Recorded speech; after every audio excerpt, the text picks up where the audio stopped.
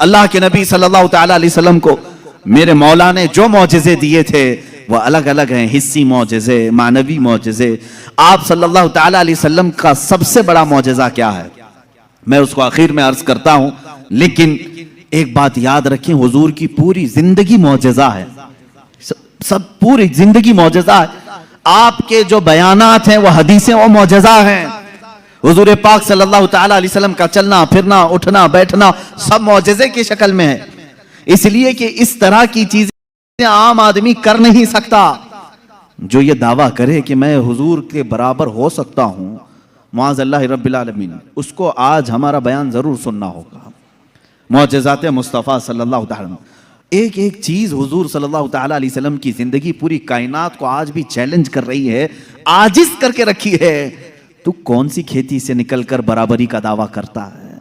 हुजूर अकरम सल्लल्लाहु तआला अलैहि वसल्लम की ज़ात सुतूदा सिफात, अल्लाह के नबी सल्लल्लाहु तआला अलैहि वसल्लम के बचपन की बात लेते हैं, आज पैदा हुए, मिलाद मुक़द्दस है, और ज़माने रसूल सल्लल्लाहु तआला अलैहि वसल्लम में, यानी विलादत के ज़माने में मक्का का माहौल था कि बच्चे परवरिश के लिए दायाओं के पास दे दिए जाते थे। वजह यह थी कि बच्चा शहर की गहमा गहमी से दूर रहे, उसकी जुबान महफूज रहे। देहात वालों की जुबानें वहां अच्छी होती थी, अरबी, और शहर में होता यह था कि हर जगह के लोग मक्का में आते थे, मिक्स ना हो जाए। तो मक्का वाले खास तौर पर अपने बच्चों की जुबान की हिफाजत के लिए शुरू के चंद दिन किसी दाया के पास रखते थे। रसूल करीम सल्लल्लाहु तआला अलैहि वसल्लम जब पैदा हुए, ये वही जमाना है जब बनु साद कबीले की दाया औरतें हैं। एक कबीला है जिस कबीले की सारी खवातीन बच्चों को पालती थीं और 2 साल के बाद ले जाती तो भारी मुआवजा मिलता था, उजरत मिलती थी, वो पैसों पर दूध पिलाती थीं। इसी एतबार से बनु साद कबीले की खवातीन मक्का में आई। उन्हीं खवातीन में एक हलीमा सादिया भी हैं। वो कहती हैं, जब मक्का पहुंचे मेरी ऊँटनी लंगड़ी थी, जिसकी वजह से मैं ताखीर से पहुंची। सारी औरतें मक्का में जो नौमौलूद बच्चे थे सबके पास गईं और उनसे भावताव किया, मुआवजा तय किया और बच्चे ले ली। हजरत हलीमा सादिया कहती हैं, मैं ताखीर से पहुंची, तकरीबन बच्चे जा चुके थे, एक बच्चा बाकी था, वो आमिना का दुर्रे यतीम था। मैं वहां आई, मैंने देखा और उसके बाद पूछा कौन है इस बच्चे का सरपरस्त। कहा बच्चे की विलादत से 6 माह पहले ही इसके वालिद का विसाल हो चुका है। हलीमा कहती है, मैं छोड़कर बाहर चली आई। मैं निकल आई कि बाप है नहीं बच्चे का, मैं अगर दूध पिला भी दूं 2 साल के बाद मुझे उजरत देगा कौन, कौन मुआवजा देगा? वो कहती हैं, फिर पूरा मक्का छान मारी, लेकिन अब कोई बच्चा नहीं मिला। शाम हो गई थी, शोहर साथ में था। हलीमा सादिया से शोहर ने कहा, ए हलीमा, खाली हाथ जाने से बेहतर है कि वो यतीम को साथ ले जाएं, यतीम दुर्रे यतीम है, साथ ले जाएं। हलीमा सादिया कहती है, मैं दोबारा वापस आमिना के घर आई। आमिना रज़ी अल्लाह तआला अन्हा कहती हैं, ए हलीमा, सुबह तुम बच्चे को देख कर गई थी, फिर वापस आई। कहा हाँ, हम खाली हाथ जाने से बेहतर समझती हैं कि इस दुर्रे यतीम को ले जाएं। हज़रत आमिना ने कहा, ले जाना चाहे तो ले जाओ, लेकिन तुम्हारी उम्मीदों के मुताबिक हम मुआवजा नहीं दे सकेंगे, तुम्हारी उम्मीदों के मुताबिक हम उजरत नहीं दे सकेंगे। आमिना ने कहा, हलीमा सादिया ने कहा, ठीक है, अब खाली हाथ न जाने का हमने अहद किया है, बच्चे को ले लेते हैं। हलीमा सादिया उस वक्त तक बच्चे को अपने गोद उठाई नहीं थी, सिर्फ देख करके गई थी। गोद में जब लिया, हलीमा सादिया कहती हैं, मेरे पेशानी से लेकर तलवों तक ठंडक पहुंच गई थी। पहली मर्तबा गोद में लिया, उसके बाद उसके शोहर हलीमा सादिया के साथ वो बाहर आई। कहती हैं कि मेरी सारी साथियाँ, मेरी सहेलियाँ जो बनु साद कबीले की खवातीन थीं, वो जा चुकी थीं और सारे सफ़र पर थीं। मेरी ऊँटनी लंगड़ी और फिर ताखीर भी अलग, मैं बच्चे को लेकर के उसी लंगड़ी ऊँटनी पर बैठी। अल्लाह अकबर, ये पहला मौजज़ा मेरे आका का है। ऊँटनी जो लंगड़ी थी बिल्कुल सेहत याब हुई और इतनी तेज़ दौड़ने लगी, इतनी तेज़। हलीमा सादिया कहती हैं, बनु साद कबीले में सबसे पहले मैं हाजिर हुई।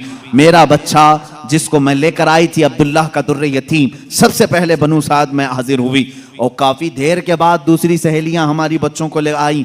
उन्होंने आते ही हमसे पूछा, हलीमा तेरी ऊँटनी तो लंगड़ी थी, तेरी ऊँटनी कमज़ोर और लागर थी, तो पीछे रह गई थी, इतनी तेज कैसे आ गई? हलीमा सादिया कहती हैं, हाँ ऊंटनी मेरी लंगड़ी थी, लेकिन सवार बहुत ही आला था। जैसे ही ये बच्चा इस ऊंटनी पर सवार हुआ, न जाने इसमें ताकत कहां से आई, सबसे पहले मैं हाजिर हुई।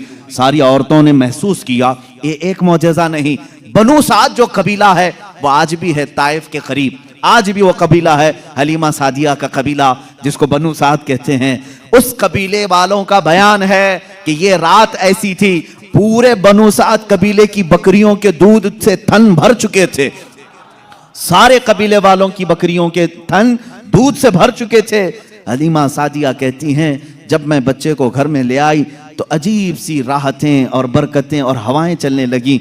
लोगों ने महसूस किया आज तक बनु साद कबीले में ऐसी खुशगवार हवाएं आई नहीं थी, लेकिन लोगों ने बाद में ये महसूस किया यह हलीमा सादिया के घर जो बच्चा आया है उसी की बरकतें हैं। एक के बाद दीगरे लोगों ने मौजज़े देखे भी। हलीमा सादिया की जो बेटी हैं शैमा, जो हुजूर सल्लल्लाहु अलैहि वसल्लम की दूध शरीक बहन है, हुजूर की दूध शरीक बहन है, वो कहती हैं मैं मोहम्मद सल्लल्लाहु ताला अलैहि वसल्लम को गोद में लेकर रात में बैठती थी। 1 साल के नहीं थे, 9 माह के थे जब मैं गोद में लेकर बैठती थी। तारीक रातें हों या उजाली रातें हों, खुले आसमान के नीचे में आकर बैठती। मोहम्मद अरबी सल्लल्लाहु अलैहि वसल्लम की परवरिश में हलीमा का घराना लगा है। कहती हैं हम मालदार नहीं थे, खेल खिलौने वाली चीजें हमारे घर नहीं होती थी, लेकिन शैमा कहती हैं जब मोहम्मद मेरी गोद में होते, रात को 14वीं का चांद चमक रहा होता और मोहम्मद सल्लल्लाहु अलैहि वसल्लम गोद से उंगली को यूं उठाते, चांद इधर चला जाता, कभी चांद इधर जाता, गोद में उंगली जिस तरफ करते वो चांद उधर ही झुक जाता था।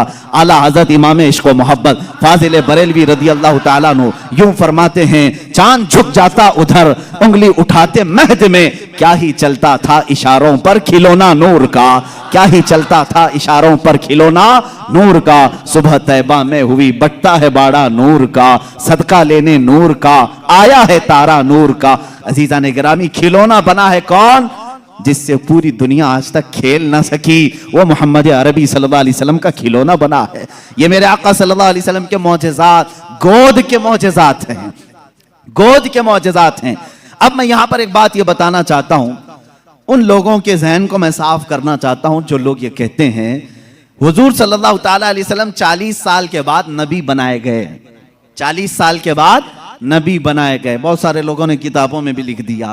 मेरे अजीज, बात को समझा करो, नबी बनाए गए ये जुमला तवज्जो, और हमारा अकीदा ये है 40 साल के बाद हुजूर ने अपने नबी होने का ऐलान फरमाया। नबी बनाए गए अलग चीज है, वो नबी कब बनाए गए थे ये खुद रसूल पाक से पूछो, आप कब नबी बनाए गए थे? इनकी किताबों से न पूछेंगे, हम हुजूर से पूछते हैं। मेरे आका फरमाते हैं, कुन्तु नबिय्यन व आदम बैनल माई व तीन, मैं तो उस वक्त भी नबी था जब आदम को पानी और मिट्टी में गूंधा जा रहा था। आदम अलैहिस्सलाम के खमीर को गूंधा जा रहा था, उस वक्त भी मैं नबी था। ये अल्लाह के हबीब सल्लल्लाहु अलैहि वसल्लम ने फरमाया। और ये लोग कहते हैं 40 साल के बाद नबी बनाए गए। अच्छा चलो ठीक है, इस हदीस को अगर नहीं मानते, मौजज़ा कब दिया जाता है? मौजज़ा कब दिया जाता है? जब नबी अपनी नबूवत को जाहिर कर दे, उसे लोगों को कायल करना रहता है, ईमान की तरफ बुलाना होता है, अपनी हक्कानियत की दलील पेश करनी होती है, तब नबी मौजज़ा दिखाएगा। यहां मोहम्मद अरबी सल्लल्लाहु अलैहि वसल्लम गोद में जो मौजज़े दिखा रहे हैं, हलीमा सादिया के घर जो मौजज़े दिखाए जा रहे हैं, तुम्हारे कौल के एतबार से 40 साल के बाद नबी हुए थे ना, तो मौजज़े तो 40 साल बाद दिखना चाहिए। हलीमा सादिया की गोद में जो मौजज़े दिख रहे हैं, इससे पता चलता है वो पैदाइशी नबी थे। ऐलान का हुक्म 40 साल के बाद अल्लाह ने दिया, वो नबी नबूवत लेकर के दुनिया में आए।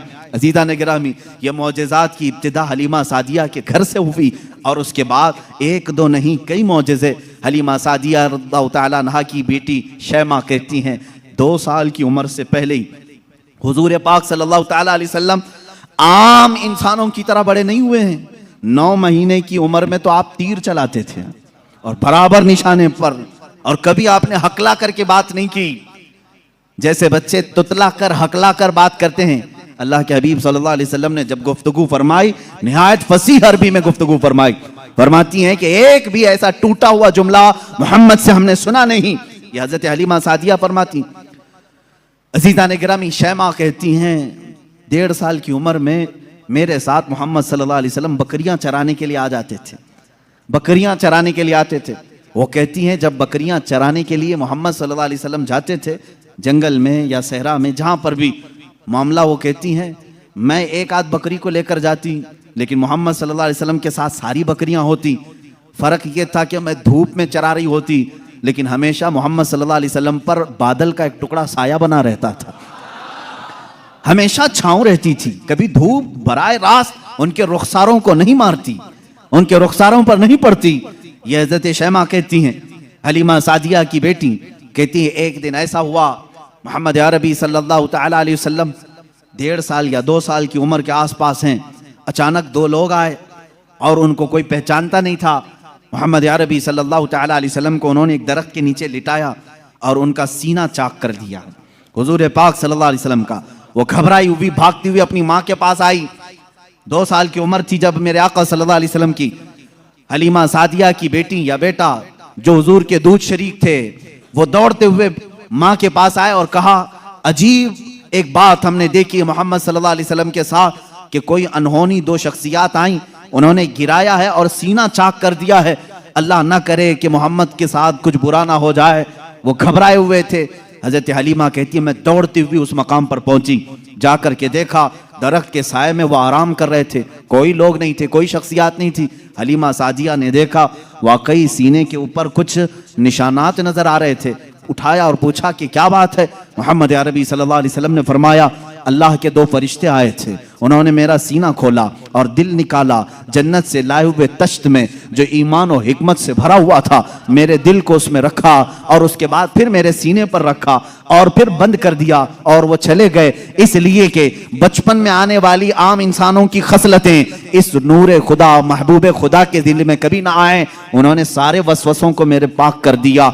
ये 2 साल की उम्र में शक्के सदर का मौजज़ा इसको कहते हैं।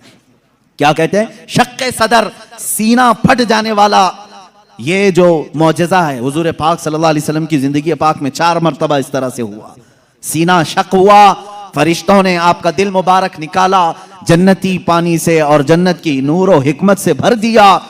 मेरे अजीजों, फिर मैं सवाल करता हूं, तुम तो कहते हो 40 साल बाद नबी हुए, फिर ये मौजज़ा 2 साल की उम्र में कैसे पेश आया? मौजज़ा नबूवत के बाद मिलना चाहिए। नबी होने वाला अपनी नबूवत की दलील के लिए लोगों के सामने मौजज़ा पेश करता है। ये तो मैंने बचपन के वो हालात बताए। मेरे आका सल्लल्लाहु तआला अलैहि वसल्लम के इन हालात को देखकर हलीमा सादिया घबरा गई और फिर वापस वो मक्का लेकर के आई। अल्लाह के हबीब सल्लल्लाहु तआला अलैहि वसल्लम हज़रत आमिना के घर रहे। यहाँ के जो आपकी जिंदगी पाक के अय्याम हैं वो फिर अगले किसी मौजू पर मैं अर्ज करूंगा। आज मौजज़ात मुस्तफ़ा हमारा मौजू सुखन है। अल्लाह के नबी सल्लल्लाहु तआला अलैहि वसल्लम के कमालात और मौजज़ात बयान से बाहर हैं, बयान से बाहर हैं। किस चीज में आपने मौजज़ा नहीं दिखाया? दरख्तों में हो, पत्थरों में हो, जानवरों में हो, परिंदों में हो, मुर्दों में हो, आसमान के तारों, चांद, सूरज में हो, किस चीज में मौजज़े मेरे आका के नहीं है? हर चीज में। और रिज्क में वसाअत और बरकत के इतने मौजज़े हैं कि पूरी किताब उस पर लिखी गई। रिज्क में बरकत और वसाअत, अल्लाह के नबी सल्लल्लाहु तआला अलैहि वसल्लम ने जिस चीज को तनाउल फरमाया और किसी को दे दिया वो खत्म ही नहीं होती। यह मौजज़ा एक बार नहीं कई बार पेश आया, कई बार पेश आया।